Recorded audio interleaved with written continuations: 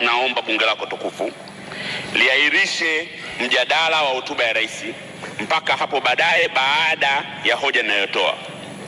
Muda mfupi uliopita, waziri wa habari ametoa kauli ya serikali ambayo inawanyima haki wananchi ya kufuatilia shughuli la baraza lao la uwakilishi, bunge la Jamhuri ya Muungano wa Tanzania. Televisheni ya taifa TBC ni televisheni inayoendeshwa na fedha za umma zinazopitishwa ndani ya bunge. Walipa kodi ndio wanaoiendesha TBC. TBC sio televisheni ya biashara.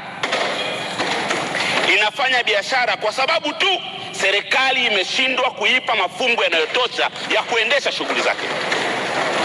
TBC haiwezi kwa namna yoyote ile kuwanyima haki wananchi ya kufuatilia wawakilishi wao wanazungumza nini na wanafanya nini.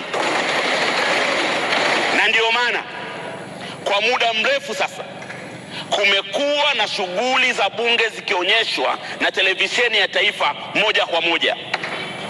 Kuendelea kujadili hotuba ya rais ambaye yeye wakati anahutubia ilionyeshwa moja kwa moja, kuwazuia wananchi kufuatilia hoja za wabunge kwa hotuba ambayo rais alipokuwa anahutubia ilikuwa moja kwa moja, ni kunyima haki za wananchi kupata taarifa.